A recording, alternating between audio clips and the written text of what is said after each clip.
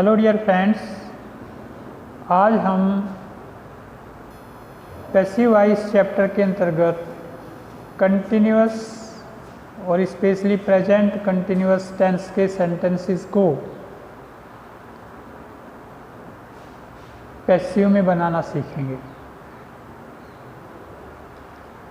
आपको याद रखना चाहिए कि पैसिव वॉइस आपको क्या बताई गई थी। अगर किसी वाक्य में वर्ब से पहले सब्जेक्ट को स्थान दिया जाता है तो वह वाच्य, वह वॉइस एक्टिव वॉइस कहलाती है। और अगर किसी वाक्य में वर्ब से पहले ऑब्जेक्ट को स्थान दिया जाता है तो वह पैसिव वॉइस कहलाती है। कुछ वाक्य ऐसे होते हैं कि वो एक्टिव वॉइस में नहीं होते, वो केवल पैसिव वॉइस में लिखे जा सकते हैं, तो इसलिए पैसिव वॉइस की आवश्यकता पड़ती है। एक बात और इम्पोर्टेंट है कि पैसिव वॉइस उस ही वाक्य की बनाई जा सकती है जिसमें ऑब्जेक्ट हो, और जिसमें ऑब्जेक्ट ना हो तो उसकी पैसिव वॉइस कैसे बनेगी? बन ही नहीं सकती, क्योंकि पैसिव वॉइस तो शुरू ही ऑब्जेक्ट से होती है। तो हमें ये देखना, एक एग्जाम्पल देखिए। ये वाक्य है, the girls are playing the bangles. The girls are buying the bangles. लड़कियां चूड़ियाँ खरीद रही हैं। तो लड़कियां चूड़ियाँ खरीद रही हैं। कौन खरीद रही हैं? चूड़ियाँ खरीद रही हैं। बाइंग, आर बाइंग, खरीद रही है तो वर्ब है। कौन खरीद रहे हैं? लड़कियां। जो कौन के उत्तर मिला ये सब्जेक्ट है। क्या खरीद रही हैं? चूड़ियाँ, ये ऑब्जेक्ट है। तो इस सेंटेंस की पैसिव वॉइस बन सकती है। चूँकि इसमें ऑब्जेक्ट है तो ये पैसिव वॉइस बन सकती है कि चूड़ियाँ खरीदी जा रही हैं लड़कियों के द्वारा। लड़कियों के द्वारा चूड़ियाँ खरीदी जा रही हैं। तो हम लिखेंगे दी बैंगल्स। अब ये बहुवचन है तो आर लगाएंगे, एक वचन है तो इज लगाएंगे, और मी है तो मी का सब्जेक्ट बन के आई हो जाएगा, आई के साथ एम लगाएंगे। आईएनजी का बीइंग हो जाएगा, और जो मुख्य क्रिया है, जो मेन वर्ब है, उसकी थर्ड फॉर्म हो जाएगी। तो ये हो जाएगा, पहले ऑब्जेक्ट लिखेंगे दी बैंगल्स, और ये बहुवचन हो गया आर, आईएनजी का बीइंग, बाई की third form bought. The bangles are being bought, और बाई लगा के सब्जेक्ट यानी बाय दी गर्ल्स, ये हो गया। The bangles are being bought by the girls, ये पैसिव वॉइस होगी इसकी। मान लो ये सेंटेंस है, दी बॉयज आर डांसिंग, लड़के नाच रहे हैं। तो नाच रहे हैं ये ऐसा वर्ब है जिसको ऑब्जेक्ट की आवश्यकता नहीं है, ये इंट्रांजिटिव वर्ब है। तो जब इंट्रांजिटिव वर्ब होता है किसी वाक्य में, उसकी पैसिव वॉइस नहीं बनती। इंट्रांजिटिव मतलब जिसको ऑब्जेक्ट की आवश्यकता नहीं होती, जिसके बाद कोई ऑब्जेक्ट नहीं होता। तो जिसमें ऑब्जेक्ट नहीं उसकी पैसिव वॉइस बन ही नहीं सकती। तो ये जो द बॉयज आर डांसिंग, लड़के नाच रहे हैं, इसकी पैसिव वॉइस नहीं हो सकती। तो इसी प्रकार हमें देखना है कि भाई हमें प्रेजेंट कंटिन्यूअस टेंस की जब पैसिव वॉइस बनानी है तो हमें क्या करना पड़ेगा। ये नियम याद रखिए कि अगर प्रेजेंट कंटिन्यूअस है तो पैसिव वॉइस में हमेशा ऑब्जेक्ट लिखा जाता है, पहले ऑब्जेक्ट। अगर प्रेजेंट कंटिन्यूअस टेंस का सेंटेंस है तो इज एम आर, पास्ट का है तो वाज वर, और फ्यूचर का है तो will be shall be. Future continuous tense की पैसिव वॉइस नहीं बनती, सॉरी। तो पहले ऑब्जेक्ट और present continuous is am are, और फिर बीइंग, फिर वर्ब की थर्ड फॉर्म बाय लगा के सब्जेक्ट। तो जैसे मान लीजिए ये सेंटेंस है, तुम अपने भाई को पढ़ा रहे हो, तो इसकी एक्टिव वॉइस क्या होगी? ये तुम हो पढ़ा रहे अपने भाई को। तो क्या लिखा जाएगा? पहले सब्जेक्ट लिखेंगे यू, और आई के साथ एम लिखते हैं, ही सी के साथ इज लिखा जाता है, वी यू दे के साथ आर। तो यू के साथ क्या लिख दिया? आर, और वर्ब में आईएनजी। टीच मैंने पढ़ाना, पढ़ाने की अंग्रेजी टीच, और टीच में आईएनजी लगा दी, तो ये हो गया टीचिंग।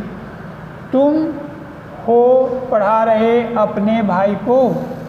कौन पढ़ा रहा है? तुम। तो ये सब्जेक्ट है, और पढ़ा रहे हो ये वर्ब है, और किसको पढ़ा रहे हो? अपने भाई को, ये ऑब्जेक्ट है। तो नियम क्या है? पहले सब्जेक्ट लिखेंगे, फिर वर्ब लिखेंगे, फिर ऑब्जेक्ट लिखेंगे। तो प्रेजेंट कंटिन्यूअस में क्या होगा? पहले सब्जेक्ट लिखा जाएगा, उस सब्जेक्ट के अकॉर्डिंग इज एम आर लिखा जाएगा, वर्ब की फर्स्ट फॉर्म में आईएनजी लिखी जाएगी, उसके बाद ऑब्जेक्ट लिखा जाएगा। तो इसकी अंग्रेजी क्या होगी? तुम हो पढ़ा रहे अपने भाई को, you are teaching your brother. तो यू क्या है, सब्जेक्ट है, इज हमारी ये सहायक क्रिया है, ये मुख्य क्रिया है वर्ब आईएनजी, और किसको पढ़ा रहे हो, अपने भाई को, योर ब्रदर, ये वर्ब। तो पैसिव वॉइस जब बनाएंगे तो क्या होगा, पहले ऑब्जेक्ट को लिखा जाएगा यहाँ पे, तो क्या हो जाएगा, पहले लिखेंगे योर ब्रदर, ये इसकी पैसिव वॉइस बनेगी। जब पैसिव वॉइस बनानी हो प्रेजेंट कंटिन्यूअस टेंस की, तो क्या करेंगे, पहले ऑब्जेक्ट लिखेंगे,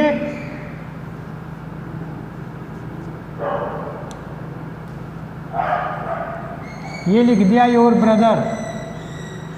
अब ये देखना, ये एक वचन है, ये बहुवचन, एक वचन है तो इज लिख दो, बहुवचन है तो आर लिख दो, और आई है तो उसके साथ एम लिख दो, आईएनजी का बीइंग कर दो, वर्ब की थर्ड फॉर्म कर दो। योर ब्रदर एक वचन है इसलिए हमने इज लिख दिया, आईएनजी का बीइंग कर दिया, और टीच की थर्ड फॉर्म कर दी टॉट। ये हो गया your brother is being taught, और फिर बाय लगा के लिख देंगे subject, by you, your brother is being taught by you, तुम्हारा भाई तुम्हारे द्वारा पढ़ाया जा रहा है, ये होगी पैसिव वॉइस। और वह अपना पाठ याद नहीं कर रही है, ये निगेटिव सेंटेंस है, तो इसमें क्या करेंगे, पहले सब्जेक्ट, उसके बाद इज एम आर, उसके बाद नोट, और फिर वर्ब में आईएनजी, फिर ऑब्जेक्ट। तो क्या होगा, वह अपना पाठ याद नहीं कर रही है, वह है नहीं याद कर रही अपना पाठ। तो कौन याद नहीं कर रही अपने पाठ, वह है, तो ये तो हो गया सब्जेक्ट। और याद नहीं कर रही है, तो याद करना ये वर्ब है, इसमें रहा रही रहे लग रहा, तो ये रहा रही के साथ है, तो है का मतलब प्रेजेंट, तो प्रेजेंट कंटिन्यूअस टेंस, इससे पता चल गया। तो क्या करना, पहले सब्जेक्ट, उसके बाद सब्जेक्ट के अकॉर्डिंग इज एम आर, फिर नॉट, फिर वर्ब में आईएनजी, और उसके बाद ऑब्जेक्ट। तो क्या लिखेंगे, पहले सब्जेक्ट लिखेंगे वह की अंग्रेजी क्या, शी, और सी के साथ क्या लिखा जाएगा, इज, और नहीं की अंग्रेजी नॉट, और वर्ब याद करने की अंग्रेजी learn ING learning, she is not learning, फिर ऑब्जेक्ट क्या, अपना पाठ, हर लेसन। तो ये हो गया, she is not learning her lesson, वह अपना पाठ याद नहीं कर रही है। जब हम इसको पैसिव वॉइस में लिखेंगे तो पहले ऑब्जेक्ट लिखा जाएगा यहाँ पे, तो क्या लिखेंगे, हर लेसन। अब ये एक वचन है तो इसके साथ इज लिखेंगे, बहुवचन है तो आर लिखेंगे, आई है तो एम लिखेंगे, और इस आईएनजी का बीइंग कर देंगे, वर्ब की थर्ड फॉर्म कर देंगे, और बाय लगा के सब्जेक्ट लिखेंगे, शी का हो जाएगा बाय हर, आई का बाय मी, वी का बाय अस, यू का बाय यू, दे का बाय देम, ही का बाय हिम, शी का बाय हर, इट का बाय इट। तो क्या लिखेंगे, पहले हर लेसन, ये लिख दिया पहले ऑब्जेक्ट, उसके बाद ऑब्जेक्ट के अनुसार इज एम आर, उसके बाद अगर नोट है तो नोट, और आईएनजी का बीइंग, वर्ब की थर्ड फॉर्म, और फिर बाय लगा के सब्जेक्ट। तो हर लेसन, ये हो गया ऑब्जेक्ट, हर लेसन, एक वचन है ये, तो इसलिए लिख लिया इज, और नॉट, और आईएनजी का ये तो पहले लिख दिया हर लेसन ऑब्जेक्ट, फिर एक वचन है हर लेसन, तो इसलिए इज आ गया, नॉट आ गया, आईएनजी का बीइंग, BEING, और लर्न की थर्ड फॉर्म लर्नड, और बाय लगा के फिर सब्जेक्ट, सी का हो जाएगा हर, आई का बाय मी, वी का बाय अस, यू का बाय यू, दे का बाय देम, ही का बाय हिम, शी का बाय हर, इट का बाय इट। तो her lesson is not being learned by her lesson is not being learned by her, उसका पाठ याद नहीं किया जा रहा है उसके द्वारा। मान लो इंटरोगेटिव सेंटेंस हो, क्या शेर हिरन का शिकार कर रहा है, तो इसकी एक्टिव वॉइस क्या होगी, क्या की अंग्रेजी लगाने के लिए, मान लो यह शेर हिरन का शिकार कर रहा है, तो the lion is hunting the deer, और क्या शेर हिरन का शिकार कर रहा है, क्या की अंग्रेजी लगाने के लिए इज एम आर को पहले लिख देंगे, तो क्या हो जाएगा, is the lion hunting the deer, is the lion hunting the dear.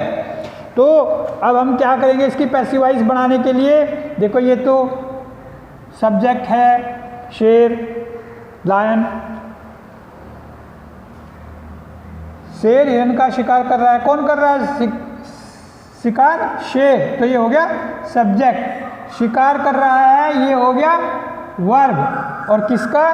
हिरन का, ये हो गया ऑब्जेक्ट। तो पहले लिखेंगे जब पैसिव वॉइस बनाएंगे पहले इसके छांट लो, क्या है? ये सब्जेक्ट है शेर और ये हंटिंग ये वर्ब है।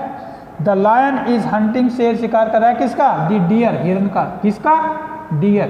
तो क्या या किसको के उत्तर में जो मिलेगा वो होगा ऑब्जेक्ट, तो ये होगा ऑब्जेक्ट डियर। ये अभी पैसिव वॉइस बनाने के लिए इसको पहले लिखेंगे ऑब्जेक्ट को, क्योंकि सेंटेंस इंटरोगेटिव है तो डियर एक वचन है तो एक वचन के साथ इज लगेगा, बहुवचन के साथ आर, आई के साथ एम।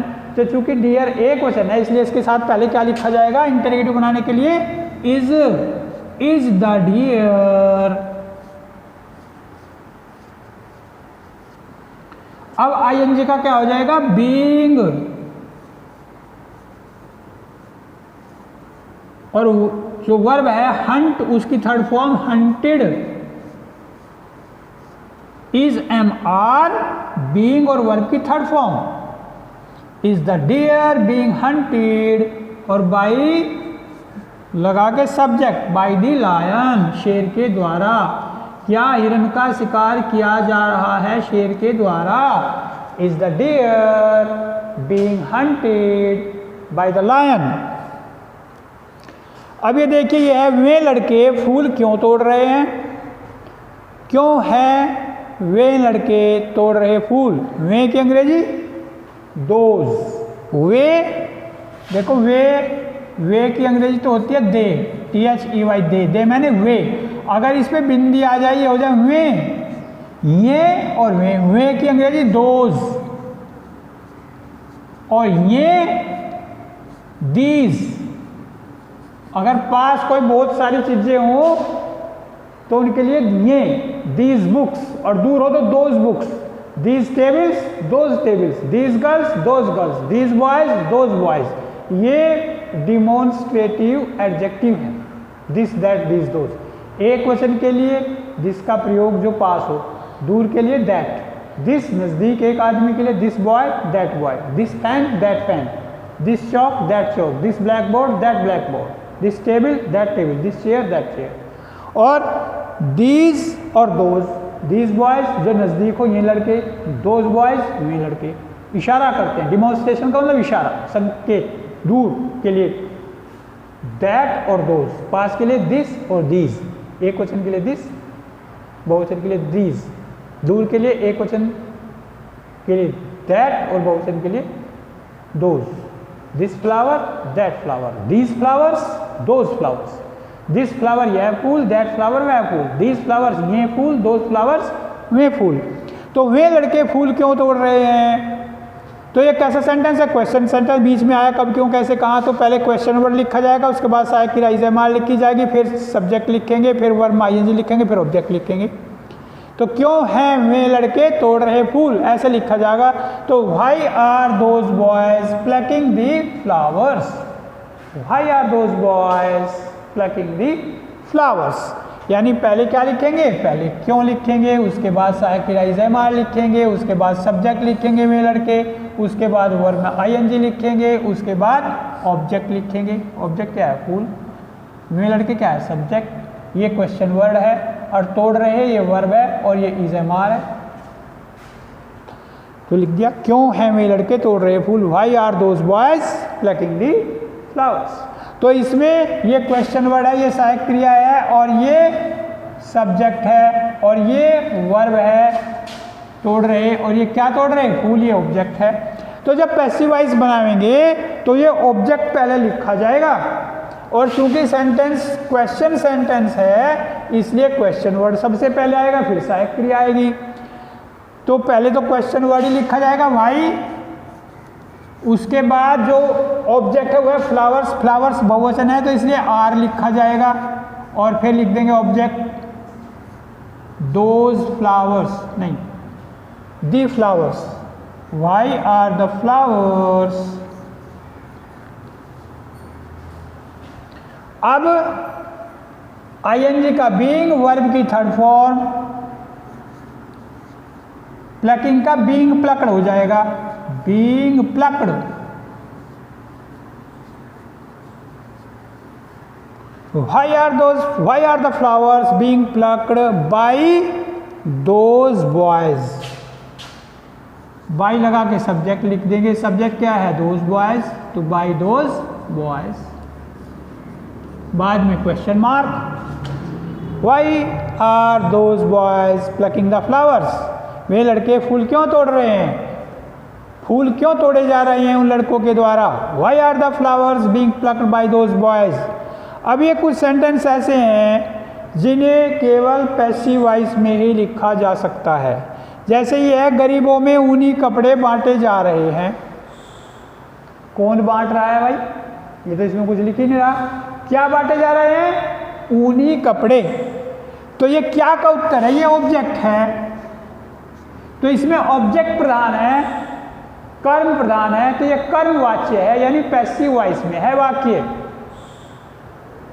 जब वाक्य में ऑब्जेक्ट प्रधान होता है, ऑब्जेक्ट की प्रधानता होती है, कर्म की प्रधानता होती है, तो वो वाक्य पैसिव वॉइस होता है, पैसिव वॉइस में होता है। तो इसमें गरीबों में ऊनी कपड़े बांटे जा रहे हैं, कौन बांट रहा है, सब्जेक्ट का तो पता ही नहीं, इसमें क्या बांटे जा रहे हैं, ऊनी कपड़े। ऑब्जेक्ट का पता है, ऑब्जेक्ट प्रधान है इसमें, तो लिखेंगे ऊनी कपड़े हैं बांटे जा रहे गरीबों में, ऐसे लिखा जाएगा, पैसिव वॉइस में लिखा जाएगा केवल। तो पहले क्या लिखेंगे, ऑब्जेक्ट लिखेंगे, जैसे आपने पहले बनाया, पहले ऑब्जेक्ट, फिर इज एम आर, फिर बीइंग, फिर वर्ब की थर्ड फॉर्म, और अगर उसमें बाई वाला कुछ है तो वो लिख देंगे, किसके द्वारा काम हो रहा, नहीं है तो छोड़ देंगे। तो क्यों, ये क्या है, ऊनी कपड़े हैं बांटे जा रहे गरीबों में, तो ऊनी कपड़े, द वूलन क्लॉथ्स, बहुवचन है, आर बीइंग डिस्ट्रीब्यूटेड, आगे गरीबों में, among the poor, the woollen clothes are being distributed among the poor. तो ये हो जाएगा दी वूलन क्लॉथ्स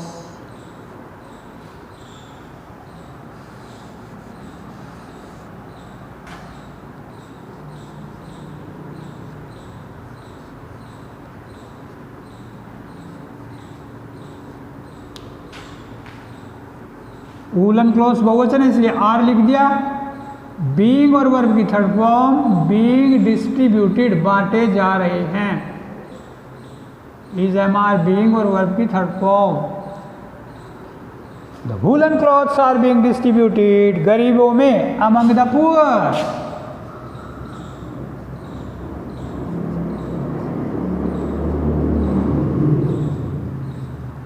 में की अंग्रेजी ज़्यादा के लिए एमंग लगाते हैं, दो के लिए बीच में की अंग्रेजी बिटवीन लगाई जाती है।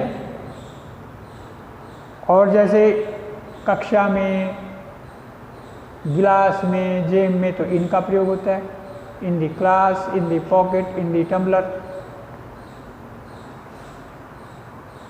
तो the woollen clothes are being distributed among the flowers among the poor. मधुमक्खियों के द्वारा शहद इकट्ठा किया जा रहा है। क्या इकट्ठा किया जा रहा है, शहद। तो कैसे लिखा जाएगा, शहद है इकट्ठा किया जा रहा मधुमक्खियों के द्वारा। कौन कर रहा है ये तो नहीं पता इसमें, ये नहीं मुख्य है इसमें, क्या ये मुख्य, क्या इकट्ठा किया जा रहा है, शहद। तो ये लिखा है शहद है इकट्ठा किया जा रहा मधुमक्खियों के द्वारा। तो क्या लिखेंगे, शहद, द हनी। हनी एक वचन है इसलिए इज आ जाएगा, इज एम आर बीइंग और वर्ब की third form, is being collected, इकट्ठा किया जा रहा है, इज बीइंग कलेक्टेड। तो ये हो गया the honey is being collected, शहद इकट्ठा किया जा रहा है। आगे क्या रह गया, मधुमक्खियों के द्वारा, बाय दी बीज। BEES बीज मैंने मधुमक्खियाँ, ये हो गया। The honey is being collected by the bees. लोगों के द्वारा मास्क का प्रयोग नहीं किया जा रहा है। किसका प्रयोग नहीं किया जा रहा? मास्क का। तो ये ऑब्जेक्ट है, ये लिखा जाएगा। मास्क प्रयोग नहीं किया जा रहा है लोगों के द्वारा। तो पहले लिखेंगे मास्क, MASK, मास्क एक वचन है इसलिए इज नॉट बीइंग और वर्ब की थर्ड फॉर्म। यूज मैंने प्रयोग करना, यूज की third form used. Mask is not being used, mask का प्रयोग नहीं किया जा रहा है। Mask is not being used लोगों के द्वारा, by the people. Mask is not being used by the people.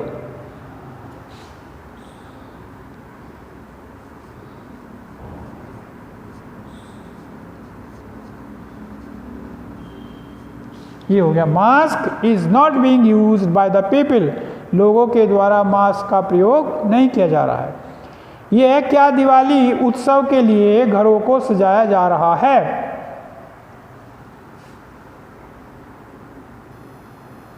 क्या घरों को सजाया जा रहा है दिवाली उत्सव के लिए? किसको सजाया रहा है? घरों को। तो ये ऑब्जेक्ट है घर, तो ये लिखा जाएगा क्या की अंग्रेजी लगाने के लिए इज एमआर को पहले लिखेंगे। अगर ये हो घरों को सजाया जा रहा है तो दी हाउसेज, हाउसेज बहुवचन है इसलिए आर लग जाएगा, are being decorated. The houses are being decorated, घरों को सजाया जा रहा है। The houses are being decorated, घरों को सजाया जा रहा है। पेपर फाड़े जा रहे हैं। The papers are being torn, कपड़े सिले जा रहे हैं। The clothes are being sewed, ऐसे। प्लेटें मेज पर लगाई जा रही हैं। The plates are being laid on the tables, इस तरह से। तो क्या दिवाली उत्सव के लिए घरों को सजाया जा रहा है? तो घरों को सजाया जा रहा है। The houses are being decorated. और क्या घरों को सजाया जा रहा है? Are the houses being decorated, are the houses being decorated. Diwali उत्सव के लिए for the festival of Deepawali, are the houses being decorated for the festival of Deepawali.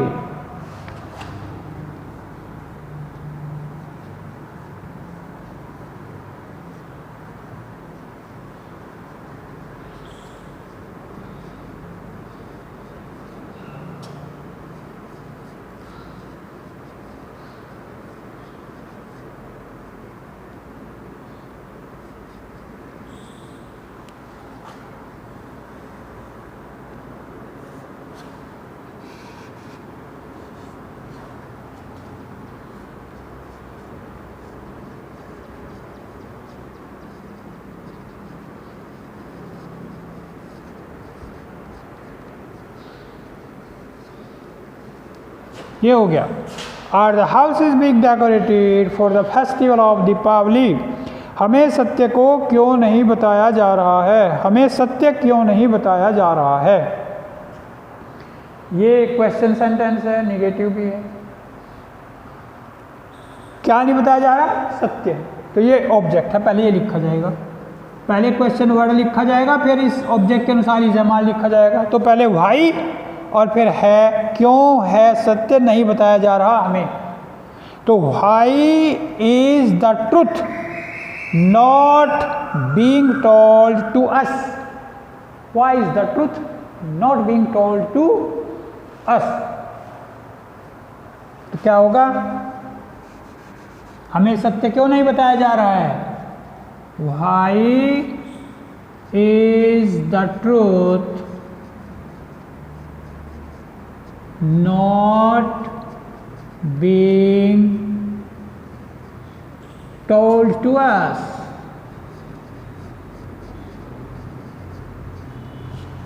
Why is the truth not being told to us? हमें सच क्यों नहीं बताया जा रहा है। तो इस प्रकार से पैसिव वॉइस है। तो कुछ और वाक्य देखते हैं, जैसे मान लीजिए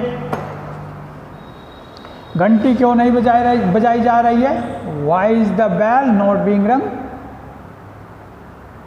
निबंध क्यों नहीं लिखे जा रहे हैं, why are the essays not being written.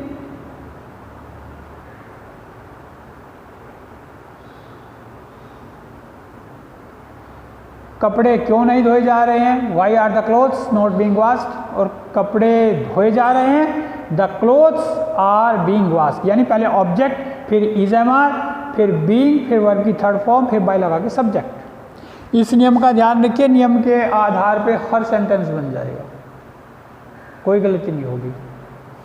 ऐसा हो सकता है कि आपको ऑब्जेक्ट पता लगाने में गलती हो जाए। हमेशा क्रिया में क्या या किसको लगाने से उत्तर में जो मिलेगा वो ऑब्जेक्ट होगा, फिर गलती नहीं होगी। तो पहले ऑब्जेक्ट देख लो क्या है। ऑब्जेक्ट के अनुसार ही इज एम आर का एक वचन है, ऑब्जेक्ट तो इज, बहुवचन तो आर, और आई है तो एम। जब मी ऑब्जेक्ट हो तो उसको जब हम पहले लिखेंगे तो सब्जेक्ट बना के लिखेंगे, आई फॉर्म लिखी जाएगी, मी नहीं लिखा जाने का। जैसे he is calling me, suppose करो यह वह मुझे बुला रहा है, ही इज कॉलिंग मी, वह है बुला रहा मुझे, ही इज कॉलिंग मी। तो मी का सब्जेक्ट आई हो जाएगा, यानी मैं हूं बुलाया जा रहा उसके द्वारा, ऐसे लिखा जाएगा।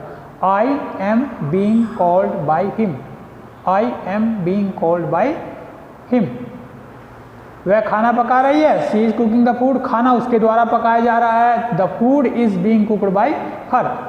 पिताजी खेत जोत रहे हैं, father is ploughing the field, खेत पिताजी के द्वारा जोता जा रहा है, the field is being प्लोड by the father. मोची जूते गांठ रहा है, the cobbler is mending the shoes, जूते मोची के द्वारा गांठे जा रहे हैं, the shoes are being mended by the cobbler. बढ़ई मेज बना रहा है, the carpenter is making the table, मेज बढ़ई के द्वारा बनाई जा रही है, the table is being made by the carpenter.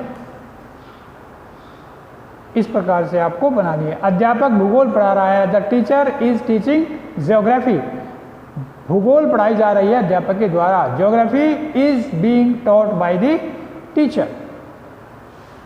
वह हमें देख रहा है, he is watching at us, we are being watched at by them. He is writing letter, वह एक पत्र लिख रहा है, a letter is being written by him. ऐसे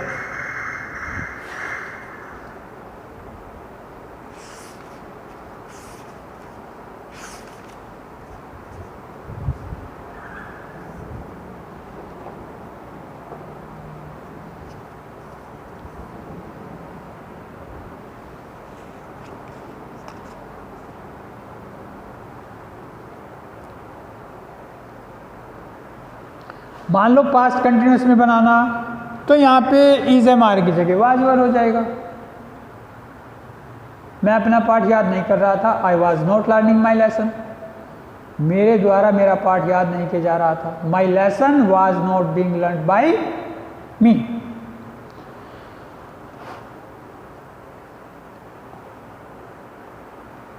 वह पुस्तकें क्यों बेच रही थी, why was she selling the books, why was she selling the books. पुस्तकें उसके द्वारा क्यों बेची जा रही थी, why were the books being sold by her, why were the books being sold by her.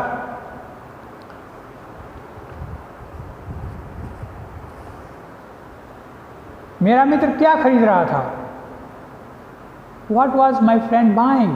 What was my friend buying? मेरा मित्र क्या खरीद रहा था, क्या खरीदा जा रहा था मेरे मित्र के द्वारा, ये पैसिव वॉइस बनेगी। What was being bought by my friend? What was being bought by my friend? मेरे मित्र के द्वारा क्या खरीदा जा रहा था। कल तुम क्या कर रहे थे, What were you doing yesterday? क्या किया जा रहा था कल तुम्हारे द्वारा, What was being done by you yesterday?